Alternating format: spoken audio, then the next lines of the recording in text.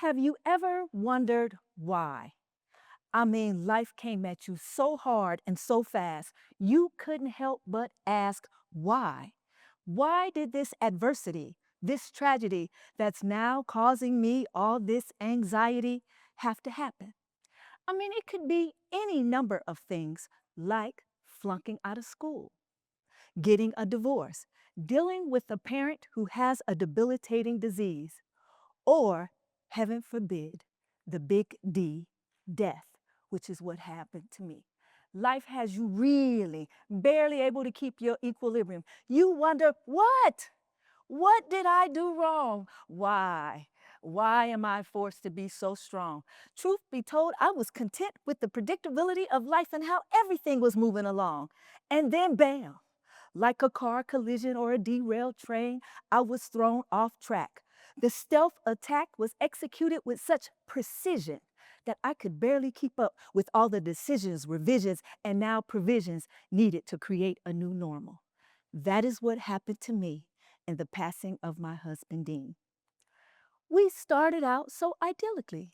We finally found each other and we were living very happily. Even with the diagnosis of lung cancer, the prognosis was positive. So we followed the doctor's protocols most judiciously. And then suddenly, it all turned into a bad dream. Nothing was as it seemed. Dean died. When Dean died, my life shattered. All of my hopes and dreams shattered. So the question becomes, how do you build anew? What do you do? Most counselors, grief counselors, will tell you it's a process. And then they give you a nice little model. Starts out with shock, then you kind of sink down and you're in a depression. Then you do this upward trend. You may slide back down, but ultimately you go on an ascent. This is what it looks like. This is what it feels like. This model by John Fisher, I love these little guys because you're all over the place. You're laying down. You're like, I don't know if I can go on.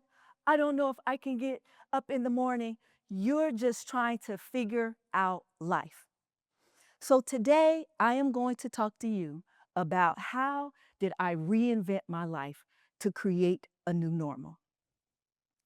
For me, it started out when my mom and I went looking for the dreaded black dress. I know some of you are thinking, it's a funeral. Why didn't you just pick a color? Because there was nothing colorful or celebratory about the passing of my husband, Dean. So we go to Dillard's as we normally do. We're in the dress department and we are looking for dresses.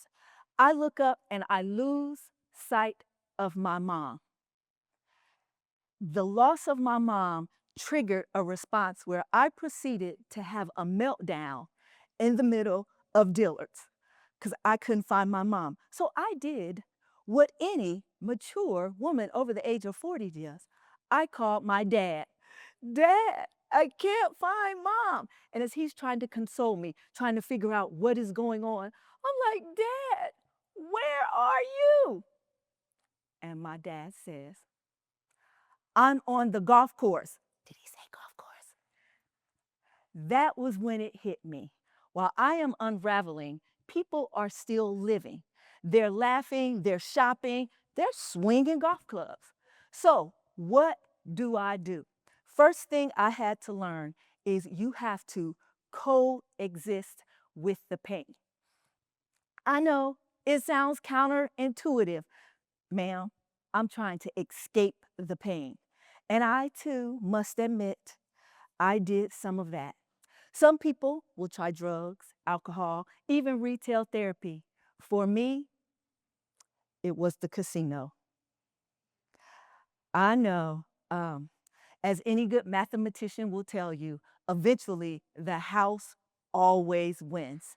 So what I had to do seriously is just sit with the pain for the moment and feel however I wanted to feel, whether it was anger, frustration, denial. It's one of those moments where, have you ever had a Haagen-Dazs, a pint of Haagen-Dazs ice cream, and you curl up with that Lifetime movie? That's what I had to do in order to get through what was going on. So lesson number one I learned was healing doesn't start when the pain disappears, but it starts when we stop running for it. Now on to lesson number two. My opening poem was something when pain hit, I had to find a release. So I used poetry or spoken word. What you heard in the opening was one of my poems. Another one went like this: the anguish, the grief, the wail, the pain, the onslaught of emotions you can't begin to explain. They hit, they hurt, they swirl, they strike. The rogue thoughts that come morning, noon, and night. See, here's what happens. When you're going through grief, you're fine until you're not. And what happens is rogue thoughts start to enter in our mind. Have you ever had someone slide into your DM unsolicited? This is what happens to the rogue thoughts. They slide up into your consciousness and then they whisper. They whisper things like, you flunked out of school because you weren't smart enough, or your marriage didn't work because you weren't good enough. For me, they said things like, this is too much. You didn't sign up for this. So what do? What I had to do is first recognize that these were rogue thoughts. Then number two, you can talk back to them, speak back to them. And that's what I would do. I would say, as a Christian, I'm more than enough. I can do all things through Christ, which strengthens me. This is not going to last always. So I had to say them out loud. So what are we doing? We are basically mastering our mental. We are capturing the rogue thoughts, we're confronting them, and then you cast them out. That's the goal. So when those rogue thoughts come, you master the mental. So we got coexist, then we have master the mental, and then the third lesson I learned. When someone dies, the hardest thing is that first year because it's the first year without them. The first Christmas, the first anniversary, the first birthday. So you're like in a dark place. You can't go back, but you can't move forward because you really don't have a vision. So the third thing I had to learn to do was dare to live in the liminal or in between space. Now, liminal is a term that you don't hear very often, but it comes from anthropology and, oddly enough, architecture. And the liminal spaces are those in-between spaces. Think hallways or corridors. And oftentimes when you're going down a long corridor, it can be a little disorienting or a little caving in. It's a dark place. So what I chose to do is bust out. I had a year of yes. I mean, I went on trips, I traveled, anything that anybody wanted to do, I was your person. I was like, yes, I am in. Because what I was doing is I was cultivating new experiences, doing experimentation. And that's how I was able to broaden my horizons and create a new vision. I got a new job. Actually, I got two new jobs, which is one of the reasons why I am here today. So, recap. I'm coexisting with the pain. I am mastering the mental. I am daring to live life in the liminal space, which means I am doing it afraid. The last insight. This insight is actually a 2-for-1. I had to learn to trust in people and trust in a purpose that's bigger than me. See, when something happens, your first inclination is to isolate. I don't want people to see me. It could be embarrassment if it were you flunked out of school or if your marriage didn't work. For me, it was a sense of identity and vulnerability. See, I had been a wife and now I'm a widow. I remember a lady that was a friend of my mom. She called me up, Chamina, we're so sorry what happened to Dean. You have our condolences. Would you like to be a part of the Widows Club? She was my mom's age. And I hate to admit it, I semi-ghosted her. Because I was like, I'm too young to be a part of the Widows Club.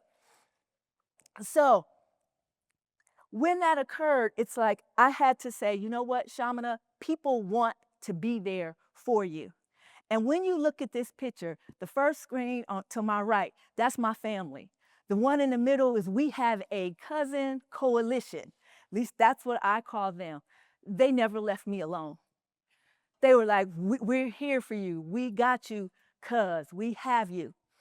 But here's what I found out. There were people I had not expected to be a part of my support system. When I busted out, that's how I ended up at UC, how I ended up on this stage is I have some students, former and current students who were there for me.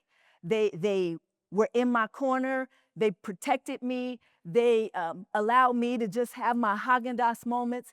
They will forever be a part of my posse, my world. This last thing that I leave you with is when Dean passed away, people would say things like, he's in a better place. And my inside voice would say, I don't want to hear all that. But my mom said something very profound. She said, Chamina, Dean is dead, but he's completed his assignment. You're still here because you have more to do.